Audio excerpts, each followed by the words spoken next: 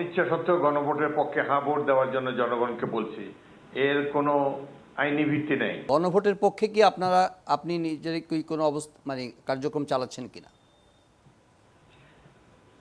আমি অনিচ্ছা সত্ত্বেও গণভোটের পক্ষে হ্যাঁ ভোট দেওয়ার জন্য জনগণকে বলছি।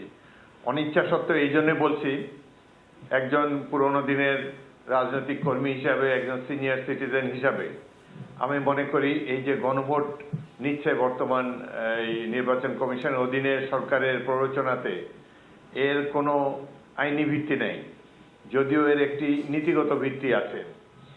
এই গণভোটের সম্পর্কে জনগণ কিছুই জানে না এবং আগামী 1 মাসের মতো সময় আছে, আরো কম। এতে করে বাংলাদেশের বৃহৎ জনগোষ্ঠীকে সচেতন করা সম্ভব হবে না বলা যেতে পারে।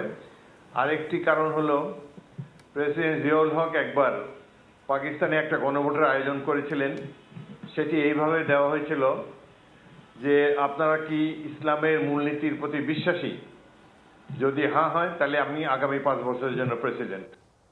বিদেশ থেকে দেশে রেমিটেন্সের টাকা আসে নিরাপদে, তাই আজই আপনার আপনজনকে বলে রাখুন রেমিটেন্সের টাকা যেন শুধু নগদেই পাঠায়।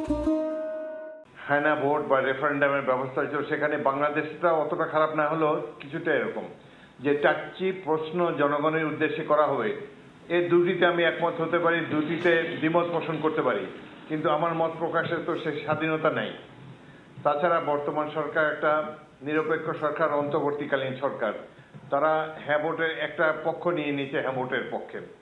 তবে তাদের অনেক ড্রব্যাক থাকতে পারে, কিন্তু তাদের সদিচ্ছা সম্বন্ধে প্রফেসর ইউনূসের সরকারের সদিচ্ছা সম্পর্কে আমাদের সন্দেহ নাই, কিন্তু তাদের দক্ষতা অনেক কম এবং এই নির্বাচন কর্মকাণ্ড এবং হ্যাঁ না ভোট পরিচালনার ক্ষেত্রে অনেক শর্টকামিং তাদের রয়েছে। তবে আমি মনে করি যে এই জিনিসটা আরো ক্লিয়ার করা উচিত ছিল, যে একটা প্রশ্ন করা উচিত ছিল জনগণের কাছে, 4টা প্রশ্ন করে 4টা জবাব দেওয়ার মতো সচেতনতা